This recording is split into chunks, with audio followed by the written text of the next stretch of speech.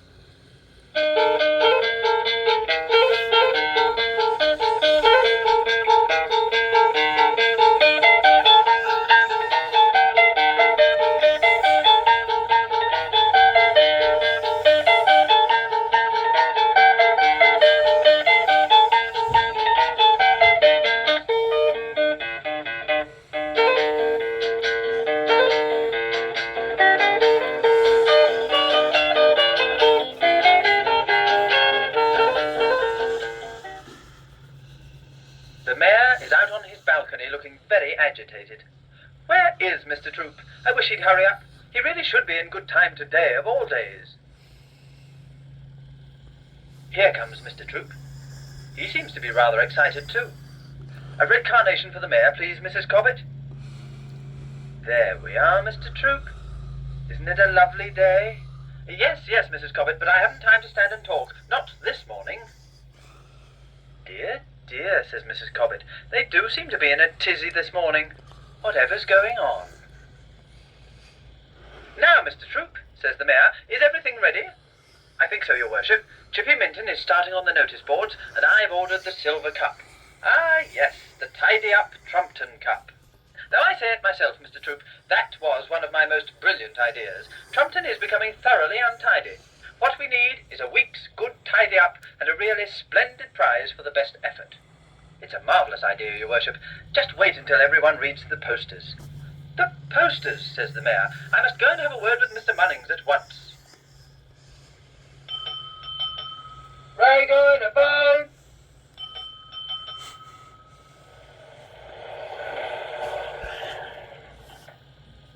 My word, says Chippy. The rag and bone man is busy today.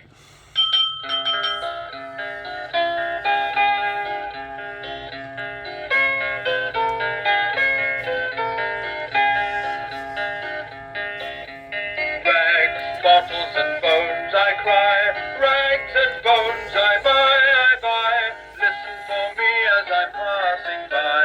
Rags, bottles and bones I cry, rags, bottles and bones.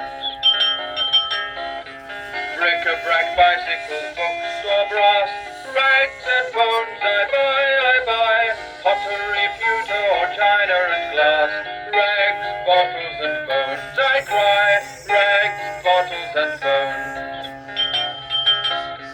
Turn out the attic and under the stairs, rags and bones I buy. Old-fashioned furniture, sofas or chairs, rags, bottles and bones I cry, rags, bottles and bones.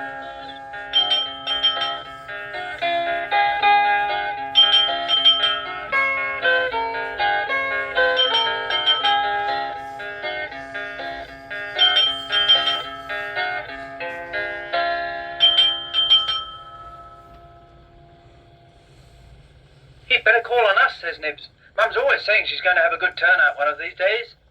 She never does, though, says Chippy. Just as well.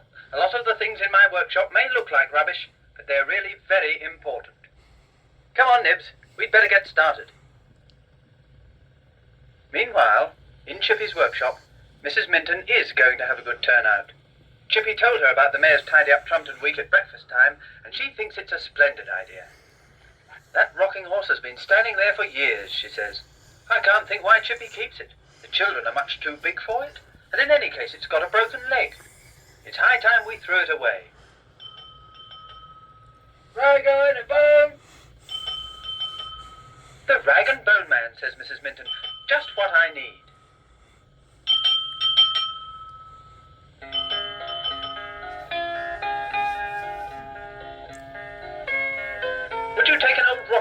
for me. It's taking up a lot of space and I'm trying to have a good tidy up. That's what everyone says, ma'am, says Raggy Dan. Never seen so much rubbish as folk are turning out. It's the mayor and his tidy-witch.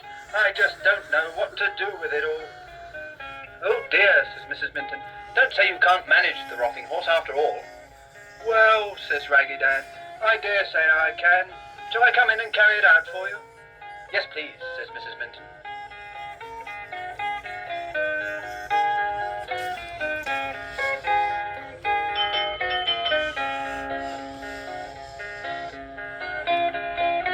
Oh dear. I think I've taken a bit too much here. I shouldn't have picked up that rocking horse, really. It's such a long way back to my yard, too. Now, there's a nice, useful shed. I wonder if it's empty. A few sacks, flower pots, old boxes.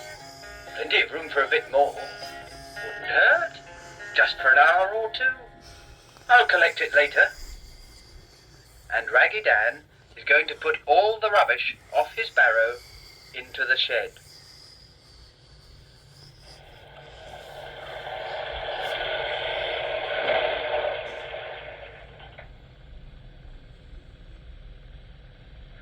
Good morning, Mr. Craddock, says the mayor.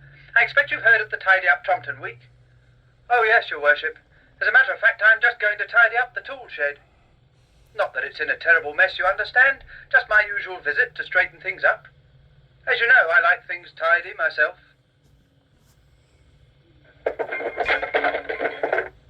Good gracious me, says the mayor.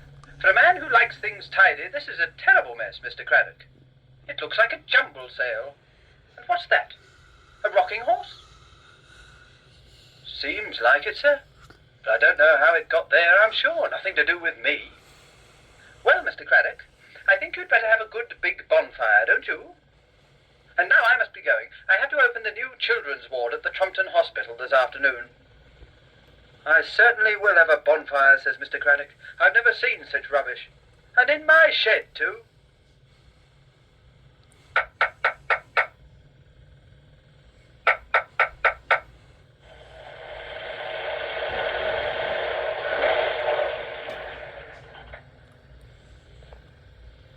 Splendid, Mr. Minton, says the mayor. That's a nice, neat job. Thank you, your worship. You know, Mr. Minton, one finds rubbish in the most extraordinary places. I even found a rocking horse this morning in a tool shed in Trumpton Park. A rocking horse, your worship? A rocking horse. Not a very good one, of course. The front leg was broken as far as I remember. Chippy begins to feel rather worried. It couldn't be his rocking horse, could it? Because there is something very special about Chippy's horse. Something nobody else knows about. Any old rags? Calls Raggy Dan. Any old bikes, chairs, prams, rocking horses? Excuse me, says Chippy, but since you mention rocking horses, has anyone given you a rocking horse this morning? Yes, says Raggy Dan. That's what made me mention it. A lady from the cottages out on the Oakwich Road gave me one. Broken front leg it had. That's my rocking horse, says Chippy. Oh dear, this is dreadful. Come, Mr. Minton, says the mayor. Whatever is the matter? It wasn't a very good rocking horse. No, sir, it wasn't, says Chippy. But the trouble is, I kept my savings in it, hidden under the saddle. Good heavens, says the mayor. I told Mr. Craddock to put it on the bonfire. Quick, we must ring up the fire brigade. We'll phone from my office.